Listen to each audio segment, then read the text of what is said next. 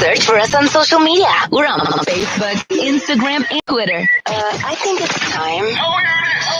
It's time to mix it up. Hey, dumbass. Oh, me? Use your smartphone and download our free iPhone and Android app to take us with you. Okay. Can you please get off my lawn? Located in an underground bunker somewhere in Madison, Indiana, is a different kind of podcast. Welcome to Loudmouth with your host, Dean Stidham. Hey, everyone. I hope you're doing good. On this, a Thursday evening, I apologize. I was supposed to have a show out. Wow, what was it? A little over a week ago. So much going on. And I apologize if you're hearing the sniff like in the background. That's the oxygen. I have been told I must keep this on 24 hours, 7 days a week due to my illness. I'm virtually dead man walking. So, hey, I do want to thank everyone for being patient with me. I do have a show. I really have so much information that I want to share with you that we're going to probably break this down into two shows, because I also want to have on Steve Rowlett, a guest. Earlier, a couple of weeks ago, we had a lot of interested people about the Southwestern Rebels, and we're going to talk about that some more. He's going to have an update for us this weekend. And also, I'm going to try to get a hold of Bill Siddons. He's a musician from Scott County, Indiana. This gentleman's been dealing with stage 4 cancer, and he has a song that I think we might want to hear. It might be a little uplifting. Times are tough. I don't have to tell you that. I've been going through a lot of personal situations with my family. My wife's having a tough time right now as well. I won't go into her situation. I will share a little story on mine, because we have a lot of inventions out there, folks. I'm on 4 liters of oxygen 24 days a week, 24 days a week, 24 hours a day, 7 days a week. Is that a little better? But anyway, when you take off on the road and do any kind of road trip, I've got so many oxygen tanks with me, and 4 liters at a time. And I have a pretty special regulator that only kicks in when I breathe in. So that adds to the length of the tanks. But there's no warning. I mean, you're just going down the road and all of a sudden, it's like, man, I'm starting to have some chest tightness. And it's like, okay. Because usually what I do, if I run real low, I'll put it down here. Because if you get real short of air, those of us who do, or those who work in the medical field, you know that you'll start guppy breathing, mouth breathing, or a lot of different terms they use. But anyway, you want that oxygen to get to your lungs as quick as you can. So I move it down there. It's like, oh, well, there's the problem. There's no oxygen coming out. But there's no warning device.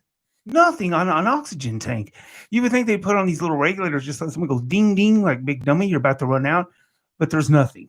So that's what happens to me the other day. I'm going down to see my wife, and I was told not to, but I thought, well, I'm bored.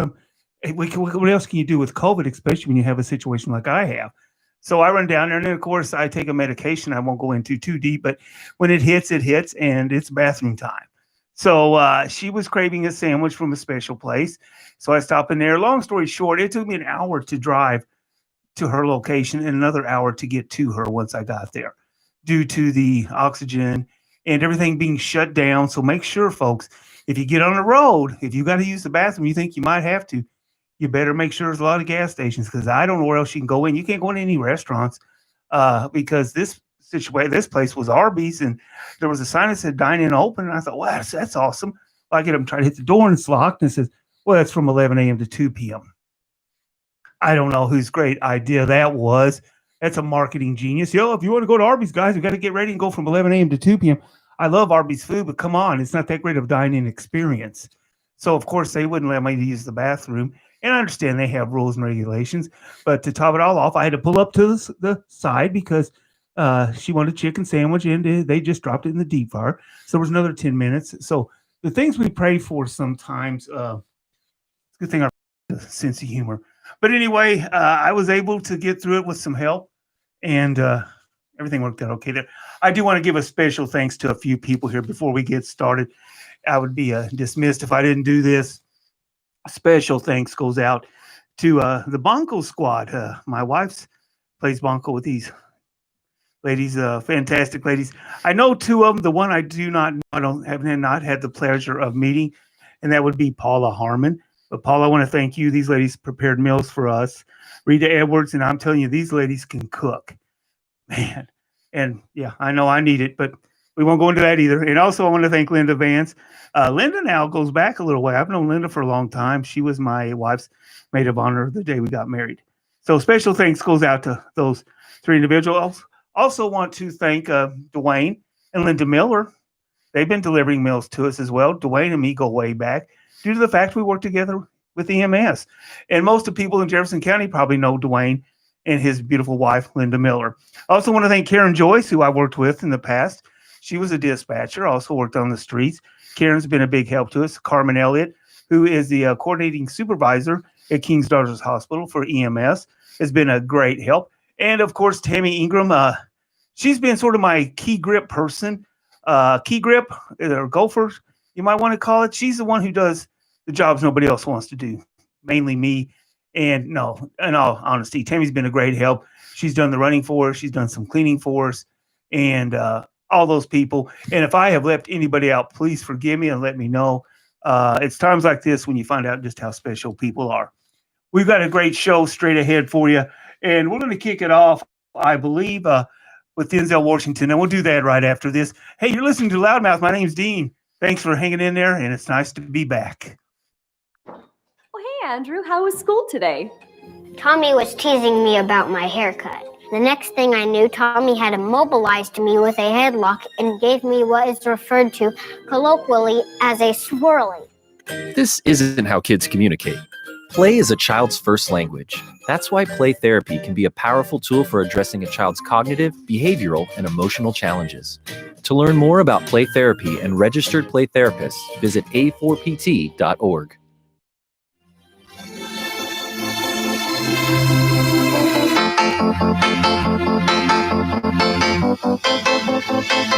What do you make of all the fake news and its effects? If you don't read the newspaper, you're uninformed. If you do read it, you're misinformed. What do you do? That's a great question. What is the long-term effect of too much information? One of the effects is the need to be first, not even to be true anymore. So what a responsibility you all have to tell the truth, not just to be first, but to tell the truth. We live in a society now where it's just first. Who cares? Get it out there. We don't care who it hurts. We don't care who we destroy. We don't care if it's true. Just say it. Sell it. Tell him, Denzel, I'm so mad I can't. Anything you practice, you'll get good at, including BS.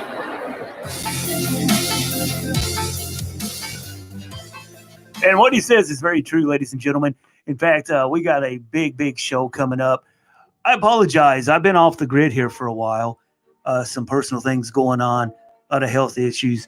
But for anyone who thinks that there's not a lot of attacks going on against this great country right now, let's talk about cash. The information Dave Ramsey just moved on here recently. So here's what no cash actually would mean. A cashless society means no cash. Zero. It doesn't mean costly or mostly cashless. It means you can still use a bit of cash here and there. Cashless means fully digital, fully traceable, fully controlled. I think those who support a cashless society aren't fully aware what they're asking for. A cashless society means if you're struggling with your mortgage on a particular month and you get an odd job to get through, well, forget about it. Your child can't go and help a local farmer and earn a bit of cash. No more cash slipped into the hands of a child as a good luck charm or for, hey, just I love you, have a great day, this is your grandfather, just trying to give you a little cash. No more money and birthday cards. No more piggy banks for your child to collect pocket money and to learn about the value of earning. No more cash for a rainy day fund for that something special. Or just putting $20 a week away for something special. No more charity collections. No more selling bits and pieces from your home that you no longer want, just for a bit of cash in return. No more cash gifts for relatives or loved ones. What a cashless society does guarantee, banks have full control of every single penny you own. Every transaction you make is recorded. All your movements and actions are traceable. Access to your money can be blocked at any click of a button when the bank thinks it needs to be. Think about it, folks. We're under attack. And we've got a lot more straight ahead on this edition of Loudmouth. My name is Dean. Please, hey, everyone. It's Dean with Loudmouth. Great news for you. Speedy Cab. They're back on the road 24 hours a day, 7 days a week. And with this heat, wow, who needs to be walking? Easy number to remember. It's 812-274-0911. These guys are fully insured, fully air conditioned, and they're now running 7 days a week, 24 hours a day. What's that? Been partying a little bit too much? Oh, yeah, I've done that in the past. And you never, ever want a chance hearing this sound. That's why Speedy Cab. They're running 24 hours a day, 7 days a week, 812-274-0911. That number once again, 274-0911. It's Speedy Cab. We're there when you need us. 24 hours a day, 7 days. Speedy Cab. Hey, welcome back. A couple of pre-recorded spots there. I thought what Denzel had to say there was really important. Of course, it's no secret I'm a big Denzel Washington fan. Speaking of Washington, what about those Washington Redskins? There is just so much that it goes on. I had a whole show lined out for last week, as we talked about a few minutes ago. And when you miss a couple of days, the things that you were going to talk about, they're gone. I mean, think about it. 6 months ago, we were trying to impeach this president, and wow, I mean, time moves so fast. A couple of things worth mentioning, I guess. Supreme Court approves Trump's plan to limit contraceptive coverage for employers. This is under the Obamacare. I see more of a protest coming on that. Also earlier, now this was last Thursday, the Supreme Court had blocked the Congress and a Manhattan lawyer project from getting his tax returns. Adam Schiff, of course, he had a comment to make about that, stated that the reason Congress needed to see all of Trump's records, in his words, write this one down, we're seeing if Russia had leverage over Trump and his family. We're not going to talk about the Adam Schiff who tried to get nude pictures of President Trump from a Russian spy who turned out to be a couple of disc jockeys at a local radio station who really pulled it over his eyes, but we don't talk about that stuff. But anyway, he was duped by, as mentioned, by the bullying the pig. I mentioned that. Okay. Sports, good defense always beats a good offense, and not in politics. That's a good quote. The Republicans better get on offense and forget about being on defense. It just doesn't work that way in politics. Maybe in sports, not politics. Prominent liberals, they call to an end for the cancel culture. Should get that word right, shouldn't I? I wish they called it the end of cancer, and that'd be done. But the cancel culture. Now, these are the people who created the mob. And, of course, we told you it was coming. Now the mob has turned on them. Remember the ESPN guy? Yeah, I can't think of his name, but it was all about the protesting and even cheering the rioters and putting down police. And, well, of course, until he was attacked. And that seemed to change the perspective on everything. He was the first one to call 911. And it's simple. And me being honest, it's simple for me to sit here and pass judgment on what I think, too. It doesn't make me right. It's just my opinion, and a simple man's opinion at that. But this is what has took place in the last 3 years. Folks, you're the ones, they're going to make the vote. I'll make my vote if I'm still around by then, and you'll make yours. I'm just trying to make you a little more aware. I'm not saying everything this president says is right. He makes wrong decisions, I think. I think he says a lot of things that he probably should hold back, but it is what it is. But I at least will have a conversation, much like the other side will not. Listen to this. Russia hoax, Ukraine, Chaz. Remember the big Chaz? That's no longer in the news. Blackface. Yeah, we talked about that. The Me Too movement and defund the police movement. Of course, defund the police movement is still going on as well as ISIS. They want to defund ISIS, and also they want to defund the military. That is the Democratic Party today, and that is a party I was a member of for a long time. Times have changed. When it comes to the culture war, Dems are always out in front, swinging first. Truth doesn't matter at all, folks. Offense trumps defense in politics. You need to remember that. But along comes Trump. Yeah, he's a different kind of guy. He says to the party, let's come together and attack them. Now, when was the last time the Republican Party was ever on attack? I'm taking these from my notes. It's not no secret. You're seeing that on camera. And if you're hearing it on audio, that's my paper ripping. But anyway, he immediately goes after the media, bogus investigations, the deep state, anti-Christmas people. Remember, you're not allowed to say Merry Christmas, statue topplers. And what do the Republicans do? They do the same thing they always do. They retreat. They're not going out against him, but they're not really in his corner either. They're hiding, cheering on the president to keep swinging. Get him, Mr. President. Much like you might have had a friend that would get you in a fight sometimes, and then you'd look around and look, well, where's he at? He's get him, man, get him, that type of thing. But anyway, that's no way to win anything. And there is the silent majority. That's a lot of us. We're afraid to speak out. If you speak out, and I think we're very fortunate. I know we're very fortunate, I think, to live in a state that is a conservative state. And I say that with no disrespect to any of my friends who are Democrats or truly believe opposite of 100% of what I believe. But even in this small, beautiful town of Madison, I think you can have, as I've been allowed to have some say on how I feel.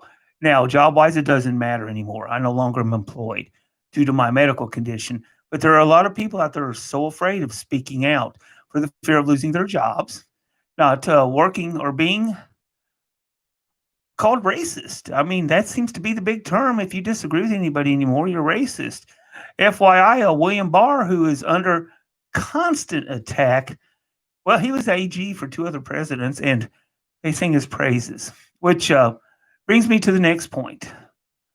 The Woodson Center 1619 project. Do you remember we talking to you about that? I never talked to you about it. I actually promoted it and told you we were going to talk about that. Racism going back to 1619. Let me step out for 30 seconds, and we'll talk about that on the other side. You're listening to Loudmouth. Oh, hey, Andrew. How was school today? Tommy was teasing me about my haircut. The next thing I knew, Tommy had immobilized me with a headlock and gave me what is referred to colloquially as a swirly. This isn't how kids communicate. Play is a child's first language. That's why play therapy can be a powerful tool for addressing a child's cognitive, behavioral, and emotional challenges. To learn more about play therapy and registered play therapists, visit a4pt.org. I'll tell you what, we're going to switch gears just a little bit before I get into the Black Lives Matter, my opinion on all that stuff going on, and also the racism. There is a fantastic book. You have to check it out. And that's what brought all this to my attention. I caught this gentleman in an interview. We'll talk about that in a minute. But, we can't forget also in the daily news, especially if you turn on MSNBC. It's Corona time. It's Corona time. Yeah, it's COVID-19 time. That's all that's in the news on our liberal stations. And, you got to ask yourself, what situations or risks are you putting your family in? And how is your community currently dealing with the pandemic? Easy for me to say, huh? What steps need to be in place? And I don't need to read this. I think I can do this myself. But hey, folks, we need to get real on this. And there's a lot of different opinions. There is so much being thrown out in, I don't have to tell you, Facebook, Twitter, which, by the way, I guess got attacked today, and just social media all over. People have their thoughts. We're hearing that there are stats that when somebody tests negative, those stats are not being released. There was a gentleman on Face the Nation, I believe, a CEO or a couple of hospitals in Florida or CFO. I don't know how that works out, how we have one person over several hospitals. But anyway, he said that they were under no pressure. They had plenty of ICU beds. I don't know. I haven't done the research and the homework on all of that. I have people send me stuff continuous that I try to make sure is actual facts before I put on the air. But it's easier said than done. And most people are apologetic, saying they didn't know. And we need to try to look at that before we just keep throwing stuff out there. But anyway, concerning the COVID-19, what's going to happen with school systems, I'm not even sure in Indiana what the latest is on that. I have stepped aside some with everything going on with our personal lives and this and that. But anyway, I did catch a little bit of the Jefferson County, Kentucky superintendent. He had a few words a little bit earlier. And let's see, I believe this was on WDRB. I'll just let you catch this because we do have a lot of Kentucky listeners as well. Providing virtual option of virtual academy for families. When we would be in school, we were going to work the very challenging CDC guidelines for all of our students that included face masks, transportation, all of the things that were going to be so difficult for us. There is no doubt that's a challenge for all school districts, but especially for large urban districts. Since the very beginning, we've also known that returning to NTI at some point during the 2020-2021 school year was very likely. We had heard a lot about a second wave that may occur in the late fall or the winter. We felt at this time back in May that in July, numbers would subside greatly. Unfortunately, that hasn't happened. And as you know, numbers have actually been on the rise in our community and in our nation. And across the state. And it now appears we have to use NTI much sooner than I anticipated or my team anticipated. This decision is difficult. It really is. But when I stop and think about what's the safest option for our community, our staff and our students, the decision is clear. So I am in alignment with our board members who talked about this yesterday. There are still so many unknowns with this virus right now for both children and for adults. And new information seems to be coming out every day about this. So next Tuesday at our school board meeting, I will recommend a back to school plan for our board approval that will include non-traditional instruction with all of our students learning remotely to begin the year. We are working hard to ensure that every student has access to a device, a Chromebook, and also has internet connectivity. The recommendation includes adjusting the school calendar for online classes to begin August 25th with training for staff prior to that time. When we look at safety and health of our students and staff, the risk is just too great right now to come back for in-person instruction. So I've been a part of a school community where we lost a staff member. I've been a part of a school community where we have unfortunately lost students. Many times that's happened in my 25-year career. I can tell you this, there is nothing more devastating to a school community than that. Ask any educator who has had to go through that in their school community. Therefore, I will always err on the side of students. Sort of makes you wonder how many students we might lose due to other situations. But I'm not going to second guess the man. You've been listening to the superintendent of the Jefferson County Public Schools in Kentucky, and it looks like they're going to start out with no live school. They're going to be doing online. That was from WDRB. You can catch the full story online. We have a lot of things going on. I did want to try to capture that little bit of that live for you. That was just a few minutes ago. And I tell you what, we'll continue with more right after this. You're listening to Loudmouth, and this is Dean. Hey, everyone. It's Dean with Loudmouth. It's Dean with Loudmouth. Got some great news for you. Got some great Speedy Cab. They're back on the road 24 hours a day, 7 days a week. And with this heat, wow, who needs to be walking? Easy number to remember. It's 812-274-0911. These guys are fully insured, fully air conditioned, and they're now running 7 days a week, 24 hours a day. What's that? Been partying a little bit too much? Oh, yeah, I've done that in the past. And you never, ever want a chance hearing this sound. That's why Speedy Cab. They're running 24 hours a day, 7 days a week, 812-274-0911. And number once again, 812-274-0911. It's Speedy Cab. We're there when you need us. 24 hours a day, 7 days a week.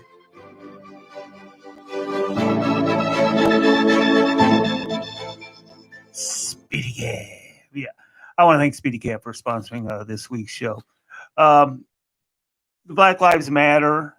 I'm so confused on so much of what's going on.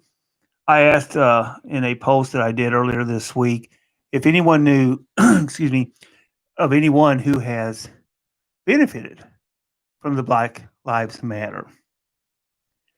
and of course I don't. And I'm going to be honest. I don't socially run with a lot of black people. Uh, but with that being said, I'm asking anybody out there that knows of anybody, and I hope there is. I hope it is making a difference because we seem to be painting it everywhere, and the protesters there again. Those people have every right to protest. They have every right, and we have oppressed our black friends in the past. But let's talk about that for just a little bit, if we can. And black lives do matter. All lives matter. Within a lot of us, our lives when we were children, black and white friends, they had to go to different schools. They had to drink out of different fountains. Now, I'm not too old to not remember some of this. Now, the gentleman running on the left, Joe Biden, he talks about systemic racism. He talks about it all the time. But what were the conversations when he was vice president for 8 years? What did the Obama administration do about racism? That's the kind of stuff that just I don't get. I don't see anybody really in the inner cities, the people who really need help, getting anything out of this. And there again, maybe I'm wrong. I hope I am. Going back to the Washington Redskin issue, from what I understand, the original owner of the Washington Redskins was quite a bit Indian himself, and he was very proud for the team to be called the Redskins. Last poll I seen, everybody's so poll crazy.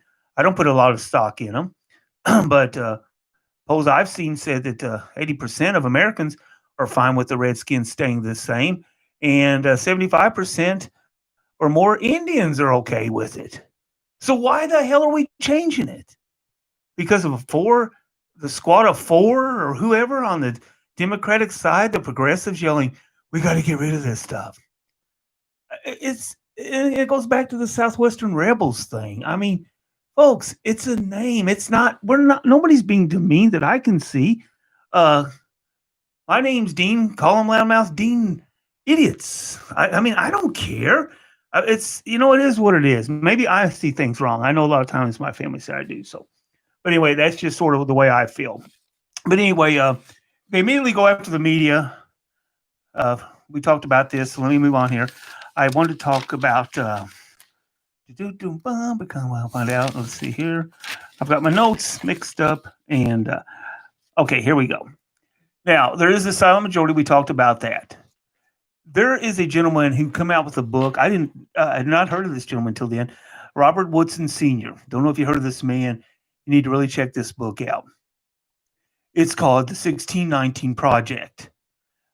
He goes on to talk about, it says they assist poverty, low-income families, black and white, where 70% of all families are failing. Now, this is what he does, an organization that he leads.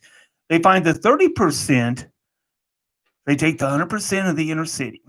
They say 30% are doing well. Well, that's who they go check out. And they find out what it is that they're doing to beat the odds.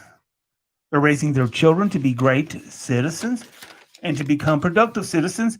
And once they find out what it is they're doing that's working, then they share it with other families. They call this being successful. And this is where they put all their funding, and they put quite a bit. They're funding their manpower to actually change or attempt to change the culture by training them, giving them money. Sort of like a Boys Town. A lot of you are too young for that, but a lot of us do remember Boys Town. If an individual is making a difference in 20 or 30 young people's lives, they will give them enough money, tools to make it become 200 to 300 lives. There's an idea, Uncle Sam, President Trump, all the other people in the Congress and Senate. Let's give these folks some money because they're getting the money funneled to the people who need it. He went on to talk about bait and switch. He said it was used by the Civil Rights Union in 1960. He said the government spent $22 trillion on the poor. He said the problem was 70% of every dollar went to the people who serve the poor. Ever heard of that one? So what next? More that are poor, the more they must be served. It's not rocket scientist stuff. Welcome to government funding projects. And this gentleman he was awesome. See if you ever complete the job, you're unemployed. And I can talk about that somewhat because I worked at Marble Hill. A lot of listeners out there probably worked at Marble Hill one time. And I thank the good Lord that place never opened because we all probably wouldn't be sitting here. So many things were done wrong, and mainly done wrong on purpose, even though the individuals that were doing them knew how to do them right. It was called job security.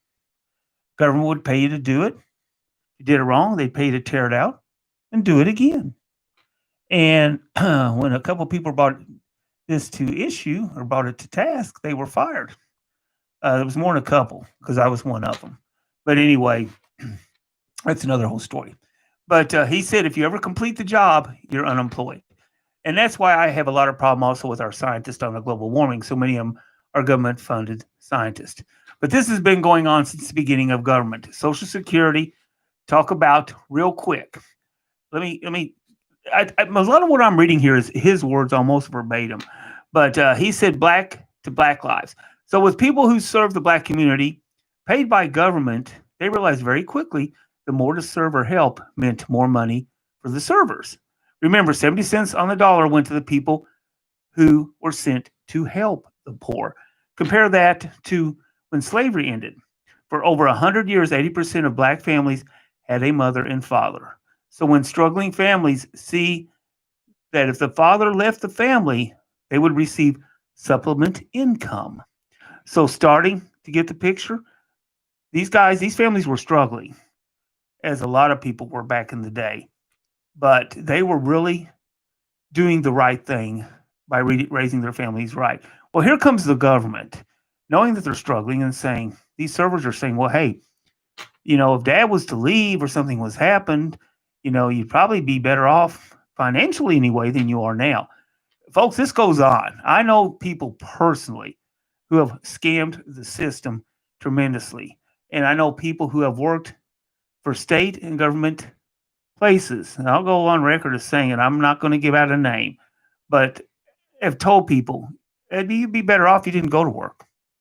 You make more money drawing, much like what's going on with the unemployment situation right now. But anyway, they were told that they would receive supplement income. So starting to get the picture, that's where we left off. And this went on for a long time. He went on to say, so when it looked like racism wouldn't work, the idea was created to oppress them economically, which affects not just the black people of America, it affects all of us, black or white. How many times have you seen a person get a job because they had a 4-year degree versus the person who didn't? Why? Because it was in the job title. You know what, folks? Then change the damn job title. Thank goodness Abraham Lincoln didn't have to have 4 years of college or 4 years of anything because he would have never got a job. His was on his own merits. 4-year degrees doesn't always make the person right. But anyway, I can say that stuff now because I don't work anymore. But experience is sometimes a hell of a lot more important than a fancy diploma. And I think there's a lot of people who agree with that. Now, saying that and doing that are two different things. What society is trying to do to all of us, some media outlets and politicians, Obama, who says it's in white people's DNA to be racist, I still can't get by that one. But this is one of the most self-destructive ideas I have ever heard. Now, this is according to Robert Woodson. He's the gentleman who writes this book. This is why they are all attempting to rewrite the history, define America as criminal organization. He goes on to say this is lethal by saying all white people are oppressors and black people are victims. So what they are saying is the black people, it's their responsibility to feel oppressed. I mean, to think that we keep oppressing them, that we want to keep them down. And they're led to believe it's white supremacy. And some recent stats. Black on black crimes are up 130%. Homicides up 30%. White arrests are down 40% because Mayor Blasio is busy painting Black Lives Matter. Who does it truly help? And we asked that earlier. If you're protesting, it's okay. No social distancing needed because of its importance. That's what we're going to talk about. We're going to play a clip about that here in just a second too. But you're burying your loved one isn't allowed. I mean, I don't know how much more crazy that can get. Speaking of that, somebody sent me a clip. I went ahead and put it down. We're going to go ahead and play it. This is Jim Jordan and Brett Gore. I think Brett Gore is speaking on behalf of the medical society. And of course, Jim Jordan is a representative of the state of Ohio. I'll just let you listen and you can see what you think on the other side. Thank you, Mr. Chairman. Admiral Giroir, what's more important, going to church or protesting? I'm a public health person. I'm not going to say what's more important, but both need to have protection by the guidelines. Democrats don't think that. Democrats think protesting is a lot more important than going to church. We got a story from Governor Northam.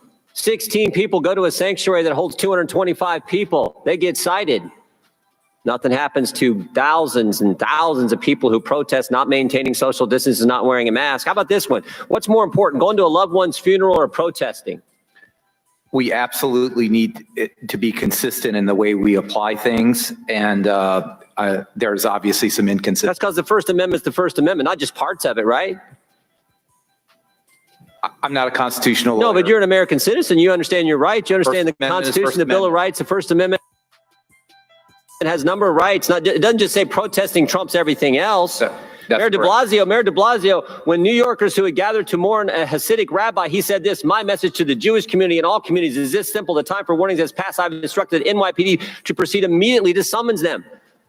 You go to someone's funeral, you're going to get arrested, but you can protest in the streets, not maintain social distancing. How about this one? What's more important, engaging in your livelihood, running your business, or protesting? Again, you're having a rhetorical question there. We get your point. I think public health practice. Well, you might get my point, but this is the problem. Democrat governors, Democrat mayors don't. Mayor Garcetti said this. He said he was going to turn off people's utilities, shut off utilities if anyone tried to reopen their business.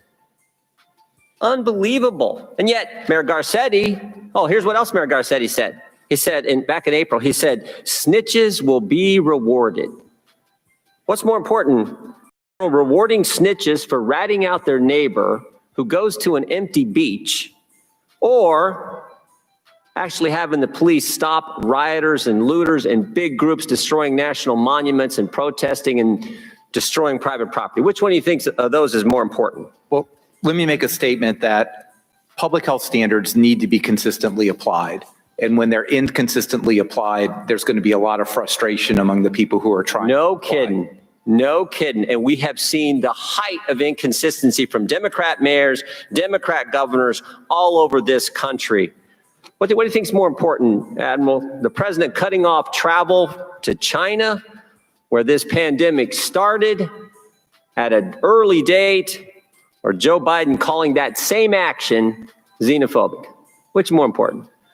Restricting travel from China and was really critical steps for us to slow the infusion of infected individuals into the country. And you were listening, of course, to Jim Jordan, state representative out of Ohio. And he was drilling, I think this was a day ago or two, he was drilling, that was Brett Gore, who was speaking on the science side, hammering him pretty hard. But, there are some great points made there. You can't tell people, you can't tell me I can't go to a loved one's funeral and then allow protesting. I mean, we really need to be consistent. And that is a problem, but I don't know what the answer is. Are people groan or moan when they say, well, it's not the president's place to tell everybody in the country what they can do.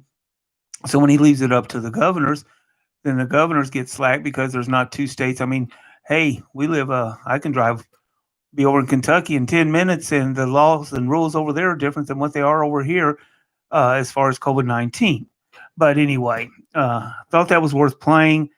I just, as you do, I want things to get back to somewhat normal. I don't have the answers. I do mask up when I go out due to the fact of what I have. If I get a common cold, I'm probably done. But I think there again, you need to sit down with your family, and these are conversations you must have with them, because the most important thing in this world is family. and close friends. I want to have some closing comments. I want to have a word or two about what we have coming up this weekend. Once again, I want to thank each and every one of you for listening. This is Loudmouth. Hey, everyone. It's Dean with Loudmouth. Got some great news for you. Speedy Cab. They're back on the road 24 hours a day, 7 days a week. And with this heat, wow, who needs to be walking? Easy number to remember. It's 812-274-0911. These guys are fully insured, fully air conditioned, and they're now running 7 days a week, 24 hours a day. What's that? Been partying a little bit too much? Oh, yeah, I've done that in the past. And you never, ever want a chance hearing this sound. That's why Speedy Cab. They're running 24 hours a day, 7 days a week. 812-274-0911. And number once again, 812-274-0911. It's Speedy Cab. We're there when you need us. 24 hours a day, 7 days a week. Well, Speedy Cab. It is a good organization, and they are fully insured. Check them out. You definitely don't want to be caught walking in this weather. Hey, that's going to do it up for us again on this last. I'm not even going to say it. This was supposed to be last week's show, and I really threw it together quick, and I apologize. I don't know what's going to hold. The future's going to hold for me, to be honest, folks. I'm in a bad situation. I've worked my tail off to try to get this podcast off the ground, and I think I finally have went over maybe the other side a little bit. I don't know. Who knows for sure? We have quite a few followers, and I want to thank each and every one of you for that. If anyone is maybe interested, because I just really don't think anybody in my family is, so I just hate to see all this go to the wayside. To buy this complete package deal, I'll be talking to you possibly in the future about that. We'll see what happens. I am on a transplant list team, so any prayers would be welcome.